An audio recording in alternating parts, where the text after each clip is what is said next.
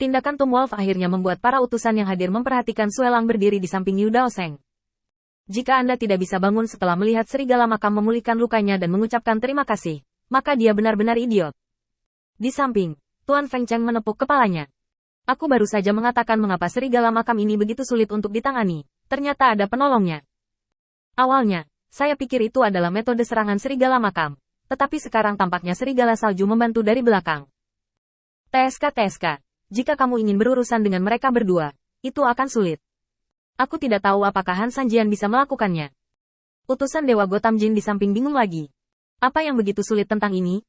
Selama Han Sanjian menyerang Suelang di belakangnya, aku tidak percaya Tum Wolf tidak akan menyelamatkannya. Mendengar bahwa penguasa kota angin dikejutkan oleh sirkuit otak utusan Dewa Gotham Jin. Tidak, kamu sangat yakin bahwa serigala di belakang tidak memiliki kekuatan bertarung. Jika tidak ada yang lain, lebih mudah baginya untuk menggunakan metode yang dia gunakan untuk membantu serigala makam menghindari pedang. Utusan Dewa Gotham Jin juga tertegun sejenak, lalu menepuk kepalanya. Otak ini semakin buruk. Mendengarkan Tuan Kota Feng tiba-tiba menoleh dan melihat para dewa yang hadir. Karena dia menemukan bahwa fokus utusan ilahi ini bukan pada serigala makam dan Han Sanjian, tetapi pada serigala salju. Apa yang kamu lihat? Seorang utusan membuat gerakan mendesis, tidak mau berpaling sama sekali. Mendengar bahwa Feng Chengzu sedikit terkejut, dia mendongak dan melihat bahwa area yang tertutup salju di sekitar Suelang lebih luas. Saat penampilan serigala salju berangsur-angsur memudar, seperti bunga teratai yang mekar, seorang wanita cantik muncul di depan semua orang. Dia mengulurkan jari-jarinya yang panjang dan menunjuk Han Sanjian dari kejauhan. Angin dan salju bertiup dari langit. Kecepatan Feng Shui tidak terlalu cepat. Di mata praktisi, kecepatan ini sangat lambat. Sembunyikan. Mendengar bahwa Tuan Kota Feng melihat bahwa Han Sanjian tidak menanggapi, dia dengan cepat berteriak. Bersembunyi. Metode serigala salju ini terlalu aneh. Dan jurus ini, yang hanya digunakan untuk berubah menjadi bentuk manusia, jelas tidak bisa diremehkan. Tetapi pada saat ini, Han Sanjian, yang berada di puncak badai, merasakan sedikit kepahitan di hatinya. Tentu saja dia tahu bagaimana menghindar. Gerakan ini tidak mudah untuk dilawan. Tetapi dia lebih tahu bahwa dia telah dikunci oleh Suelang, dan dia tidak akan berhenti sampai gerakan ini datang kepadanya. Trik aneh seperti itu membuat hati Han Sanjian sedikit tenggelam. Dari mana monster ini berasal? Pada saat ini, Han Sanjian tiba-tiba merasakan kehilangan di hatinya. Pada awalnya, dia jelas memiliki kesempatan untuk bergabung dengan kuil penguasa cahaya. Tetapi dia tidak pergi. Sekarang sepertinya dia telah melewatkan kesempatan besar.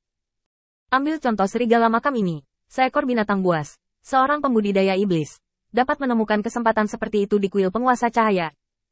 Jika dia telah memasukinya, dia mungkin telah mematahkan belenggu pedang ketiga sekarang, dan datang ke ketiga alam empat pedang. Pikiran itu menghilang dalam sekejap. Han Sanjian mengangkat kepalanya. Kali ini, pedangnya bergerak sangat lambat. Seolah-olah seorang lelaki tua berusia 70-an dan 80-an menggunakan kekuatan terakhirnya untuk melambaikan pedang di tangannya. Bilahnya lambat. Saat bilahnya bergerak sedikit, aura abu-abu kebiruan muncul dari bilahnya. Jika semua orang bisa mendekati Han Sanjian seperti serigala makam, mereka dapat dengan jelas merasakan aura menakutkan pada bilahnya. Itu adalah pedang yang menelan semua kehidupan. Melangkah mundur dengan tajam, Tum Wolf membuat beberapa garis zigzag di udara. Tapi itu tetap tidak berguna. Dia masih tidak melepaskan diri dari kuncian Han Sanjian, dan setiap gerakannya tidak bisa menghindari pedang ini. Serigala makam tiba-tiba menjadi cemas. Sial. Kamu tidak bisa mengalahkannya, kan? Trik apa-apaan ini? Kenapa kamu mengunciku ke jalan buntu seperti itu? Tum Wolf sedikit kesal. Dinyatakan dengan jelas bahwa itu hanya untuk bersenang-senang, jadi mengapa itu mulai menjadi nyata?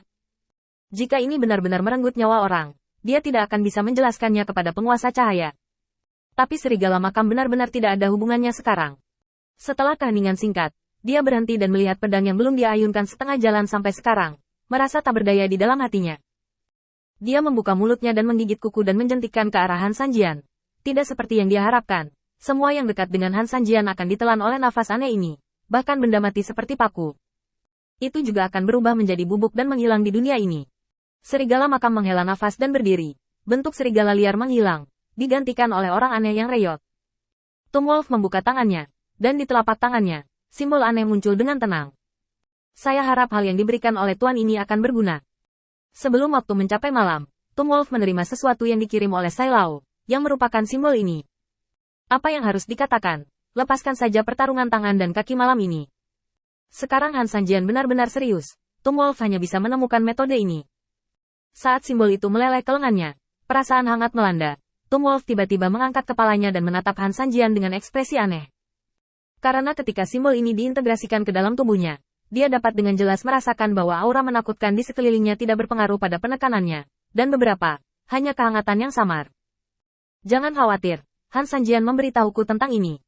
Dengan simbol ini, kamu tidak akan musnah di wilayah kekuasaannya. Ini adalah kata-kata asli Sai Lao saat itu.